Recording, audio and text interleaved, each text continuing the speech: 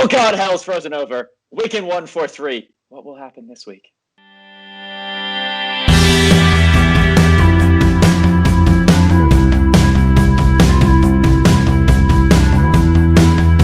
Ladies and gentlemen, welcome back to League One predictions. It's week 18 and hell has frozen over as Wigan have won 2 straight games in a row and I don't know what to think anymore. Before I get into any sort of information, Ian must be clapped on the back for last week's results. Ian, how did last week go in predictions?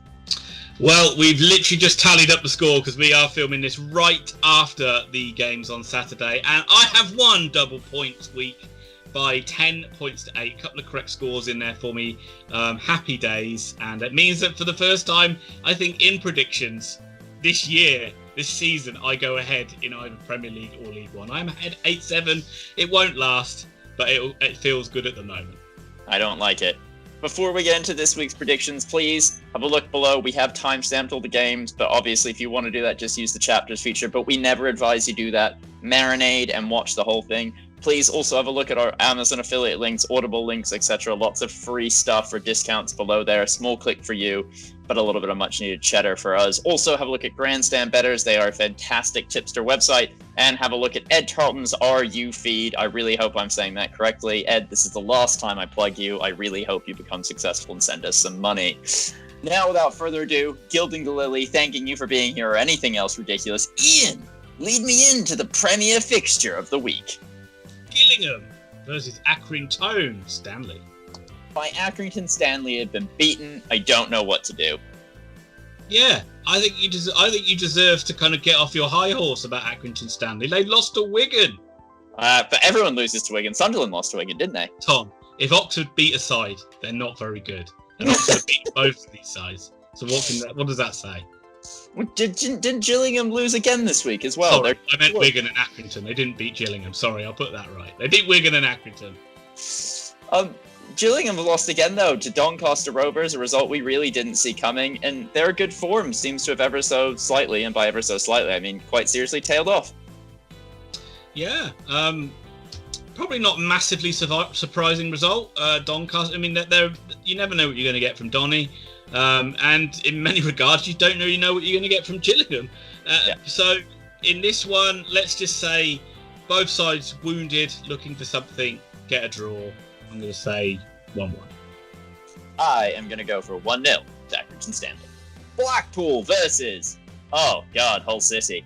Blackpool obviously have just had a 0-0 draw with Oxford. You can see my review on that one. It wasn't a classic by any stretch of the imagination, but any little nuggets that came from it, I went over in that video. Oh, what happened? What the hell? I mean, you can kind of feel a changing at the top of League One. Hull are on pretty poor form after a draw against hapless Oxford, then a loss to Shrewsbury Town. Peterborough right the ship, they win 4-1. Sunderland win. Portsmouth win. Fleetwood win. All the big hitters won this week except for Hull, and they are now breathing down their neck. I'm putting a different spin on this. Any side that has to come up against Oxford, win, lose or draw, it's such a physical and emotional battle when you take on Oxford. It scars you and wounds you moving forward. Certainly scars you. All these sides have had a dip in form since playing Oxford. So usually I would say, well, and I'm going to carry it on. What is going to be left of Blackpool in this game after they've been battered and bruised by United? So you have to back Hull. I think you do have to back Hull, but what's your score prediction, Mr. Allen? I'm going for a Hull win, and I'll put my score in after the full-time whistle. 2-1 Hull. Yeah, I'm going to go 1-0 to Hull. It's a tricky. Blackpool are like a freaking chameleon of a side that are just they're like shapeshifters. They'll change to whoever they play. It wouldn't surprise you if they went out and won this game either. I say credit. I think Neil Critchley's doing a really good job there, though. He's really they certainly are dancing to his tune. Ooh, too bad he plays the lute. Crewe Alexandra versus Plymouth Argyle. Green Army. The Green Army might be the most injured and damaged article in the League One. They are on, and I've checked this, the worst form in the league with 5 straight losses. They've shipped 30 goals, which makes them have the second worst defense in the league. They're slowly sliding down. They're now only 3 points clear of Oxford United. What can we say about the Green Army? Yeah, it is a really poor run of form, and it's worrying. No doubt there's a lot of Plymouth fans that'll be panicking, thinking they're going to slide back into League Two. But League One, it can be like that at times. It's not a disaster. Remember, Plymouth fans, that just staying up is a pretty good season for you this season, just to consolidate, which is the same for any of those sides. Crewe have also been not in great form either, but they did get a 2-1 win against Northampton, who themselves are another promoted side who are not in great form. So all four of those sides being promoted aren't doing that fantastically at the moment. I come back to just saying I have a little soft spot for Crewe, and I think at Gresty Road they're pretty good. So I'm going to back Crewe to win 3-1. I'm going to go 2-1. Doncaster Rovers or Bells versus Swindon Town or Town. Well, Ian, Doncaster Rovers, with that second win in a row, have placed themselves 2 points below the playoffs. And not only that, they have 2 games in hand over Ipswich and at least a game in hand over every other team. Could we be seeing the resurgent Bells, or is this what we get every year, where they win a couple, lose a couple, draw a couple, and we'll end somewhere mid-table? Well, this is the sort of game where they do come unstuck, because they're coming up against a poor side in Swindon Town, who should be put to the sword by this Doncaster Rovers team. Swindon, unlike Oxford, usually have a fantastic record against Fleetwood, but they lost to them 1-0. And again, they don't look that they just don't look a very strong side at all. And I just can't back them. I don't want to back them. I don't like them. I don't want to back. Ian, don't back Swindon. So I can't. I'm going to tell you something in a second. Do not back them. You can sneer and you can shout, Swindon fans, but you're going to lose 3-0. Yeah. So this is the tied third best attack at Doncaster Rovers. That's right. Third most goals in the league against the worst defense. I can't see anything good happening for Swindon here. I do see them netting a goal, though. I see it being Doncaster 1, Swindon 4. No, I got it wrong. I'm going to lose predictions based on this. I meant Doncaster 4, Swindon 1. I'll allow the change. Lincoln City versus Shrewsbury Town. Well, Tom, you talk about hell freezing over for Wigan winning 2 games in a row. Surely it must be even more frosty down there, because Shrewsbury beat Hull City. How the hell did Shrewsbury Town? I mean, fucking big respect, Shrewsbury. Well done.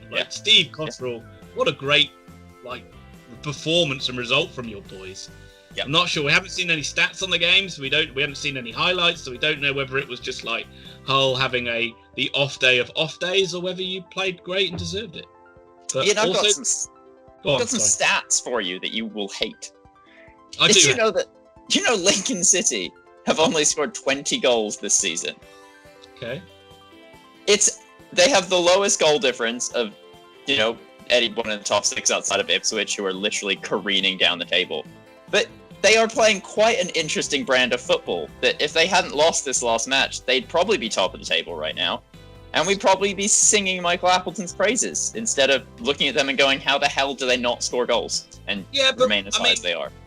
Yes, but we did also say that at some point Sunderland are going to wake up. We didn't think they would wake up in this game, but they did. And unfortunately, some side was always going to take a hiding against Sunderland, and it was a shock, because you didn't see it being Lincoln, but it was. But I don't think that will change Appleton's plans. I don't think there'll be any kind of panic stations or anything like that. I see them being back to basics in this one. I see them getting back to winning ways at Sinsel Bank, and I see Lincoln winning. Sorry, Tom, I'll let you go first. I went first last time. 1-0, Lincoln. How many times have we done this? I'm sure you've done 1-0, I've done 2-0, at least 6 or 7 times. But I'm going 2-0 Lincoln. Sunderland, AFC versus AFC Wimbledon. The lesser heard AFC at the end of Sunderland. He's thrown it in there, folks. SAFC, the Black Cats. This was the game where Lee Johnson pissed all over the ground and marked his territory on this Sunderland side, isn't it? It's what a great performance, what a great win against Lincoln City. It's what they needed. Everything needed a lift up in Sunderland. That was a wonderful result. But very soon, the fans will turn now to say you've got to kick on, and that's got to be the start of momentum. Every time Oxford win a game, it is 5 minutes up before the fans start saying, I hope this is the start of a run. I'm sure it'll be 2 minutes before the Sunderland fans are saying that. It's got to start putting points on the board and moving up the table. They'll see this as a perfect opportunity, because I know Sunderland fans will look at AFC Wimbledon and won't give them any respect, but they should give them respect because they're a good side. They are, although they are coming off an absolute hiding themselves to Charlton, and they are a very well-drilled team that have looked significantly better this year than we gave them credit for earlier. But you just want to back Sunderland, don't you? You have to back Sunderland in this game. Yeah. So I'll let you lead, because I did it last time. Yeah, sure. As I say, as you quite rightly said, Wimbledon are really organised. They give everybody a game. I know Charlton ran out 5-2 winners, but Wimbledon were 2-1 up at one point in that match as well. And it just obviously capitulated in the second half. Sunderland, you have to think they're going to win it. I'm going to go for a 3-1 Sunderland win. Yeah, I'm going to go 3-0, and I'm really going to hope that Sunderland can get that bugaboo off their back and keep netting more than 2 goals a game. A resurgent Wigan Athletic against the second greatest side in league, world, any football, Rochdale. Both these teams are 16 matches in, and I think it's safe to say that this is a relegation 6-pointer already. If Wigan can win this, they will jump over Rochdale in the table. I mean, if Oxford don't get a win this weekend as well, they'd be jumping over Oxford. But this is a real great chance for them to get 3 wins in a row against a Rochdale side who have been less than nothing special this year. Good. So that is the analysis we have for you. Ian, scorelines, please. Well, again, Rochdale have been thrashed by Peterborough. It wasn't unexpected, because like Sunderland, we said Peterborough are going to have a game where they hammer someone. It turned out to be this one. But they'll come up against Wigan at just the wrong time. They'd probably be looking at this Wigan game thinking, oh, good, that's the 3 points we can get. But now Wigan have put 2 really good results on the board, and all of a sudden look like a side that can stay up this season, which I wouldn't have thought would have been the case a couple of games ago. But because it's the Dale, and because I have a soft spot for the Dale, I'm going to think they get away with a 1-1 draw. Oh, it's amazing. I'd already put 1-1 in for my prediction as well. So 1-1 draw all round. I'm going to change it though, because I can't see either of these sides not conceding only one. 2-2 draw. Desmond. Swashbuckling Charlton Athletic versus saber-rattling Bristol Rovers. Arguably, this could be the most exciting game of the weekend. It's two sides that have had great wins. Bristol Rovers have had 2 really good wins now, starting to put together some really good form against Paul Tisdale. What a surprise! Oxford play against Paul Tisdale, did I say? Sorry, under Paul Tisdale. We're fighting him. He doesn't want these wins. He doesn't want it, but we do. And surprise, surprise, no surprise, Oxford play Bristol Rovers very soon, just as they're in good form, so bollocks to that. And I am going to back... difficult one. I am going to back Charlton, just because I think they've had a little wobble, but I think that good win they had over Wimbledon will put them back on firmer foot. Another home game, another home win. Charlton 2, Rovers 1. I'm going 3-1 Charlton. Dreary, down and out Ipswich Town versus newly mediocre Burton Albion. Ipswich Town fans, if there are any Ipswich Town fans that watch this, please let us know what is happening. It's another disappointing defeat, although losing to Portsmouth isn't a massive shock, but it didn't seem like you played that well after it looked like you had a good win the game before. So what is happening? Is it just the injuries? Does it come back to the old story of Lambert and his tactics and being rather a turgid manager? Do you want to change? And obviously, what do you think? Surely you must be confident at least of getting something against Burton, or are they? Why? Because Burton are the 1-1 draw specialists. They're back. 3 draws in a row. They had a win before that. This is the Burton Albion of old. They are going to turn up and maybe play a game of football. That's my analysis, folks. Ian, give me your score. I don't see it being a pretty game. I see it being an Ipswich Town win. I see them winning by a 1-0. I am going for a 1-1 draw. Probably the smartest decision to make, but after I bigged them up, I felt the least I could do was give them a win. Milton Keynes Dons versus Peterborough United. Well, Ian, we have the greatest possession side since Pep Guardiola's Barcelona. Stop it, please, just stop it. I'm sick of you going on about Wimbledon. Well, it's really unfortunate, Ian. I'm sick of you going on against MK Dons possession stats because it's meaningless. I'd rather you talk about how many long throw-ins they take in a game. Well, actually, now that you mentioned long throws, it's time to talk about their right back. No, MK Dons have done a really good job this year. They're in 17th right now, and as much as you what? Has done a decent job. Sorry?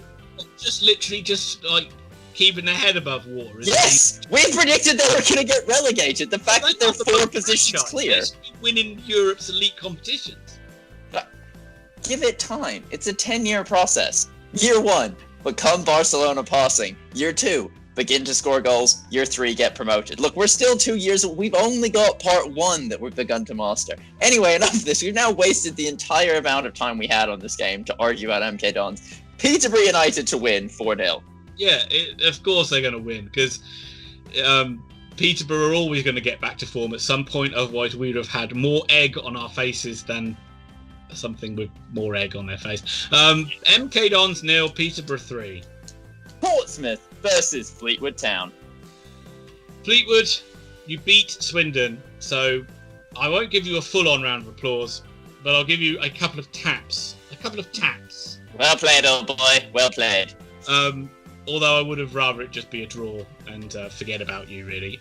Let's hope that Portsmouth can put you to the sword and put you back in your place. 2-0 Pompey. Yep, I'm going 3-1. Good Joey win, Barton. Pompey, give them credit, good win. You know, they look like they've turned the corner again, have a good bit of form, good win at home, good win at Ipswich. Joey Barton, get back in jail.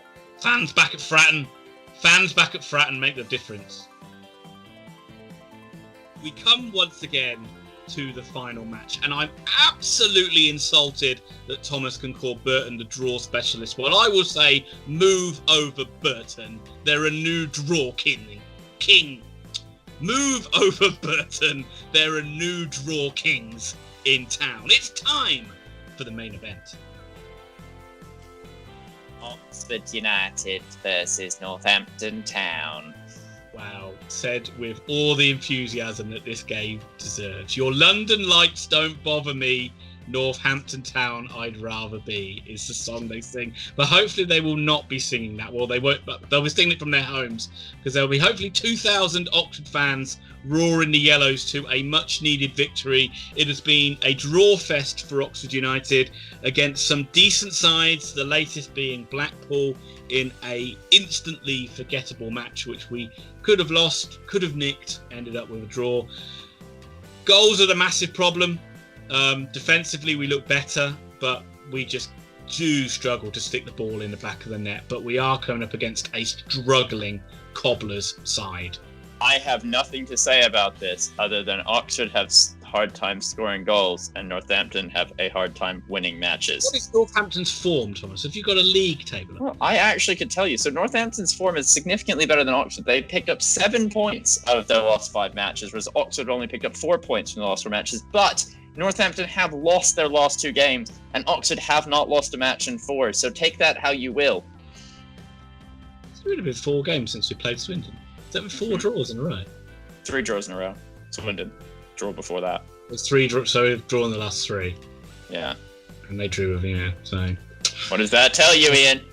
It tells me that it's deja vu and it's 2 seasons ago where we'll go on a long unbeaten run, but that unbeaten run will consist of about 10 points. And we'll be back. We won't move from the position we're in till about. We'll stay exactly 1 position above the relegation zone. At March time, we'll start to kick out of the relegation zone. But so hold tight, Oxford fans. It's going to be a plane ride all the way to March. It's going to be a cold winter. It's going to be the boringest roller coaster ride. Please, I need you to win. I want you to win 2-0. Yeah, I'm going to go for a 1-0 win to Oxford, and that has nothing to do with Oxford. It has to do with... You are fucking mad. You are mad. Why do you keep doing this? Because Oxford are never going to win 2-0. We both know that to be a fact. So you've instantly thrown your... Why do you think they're going to win? Well, because I don't think Northampton are going to win, and I picked a draw in like 9 games today, so I need to change that. Literally, I have to back them because it's very biased opinions and we can't show weakness. Don't lie about you fucking supporting Oxford. I'm wearing the shirt! So what? I'm wearing a...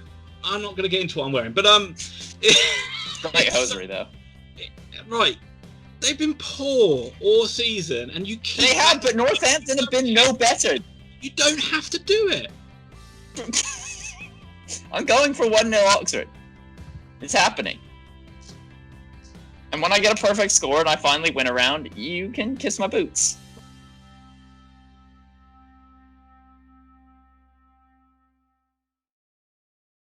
You better lead this video out because I'm having a strop over here. Well, at least I'd like to thank you all for liking, commenting, subscribing. Like I said, please have a look below at all the links we have. We really do appreciate all the support you guys are showing us. And we will see you for week 19. And I believe there will also be a preview video put out for the Bristol Rovers versus Oxford United match. Bigly bongly.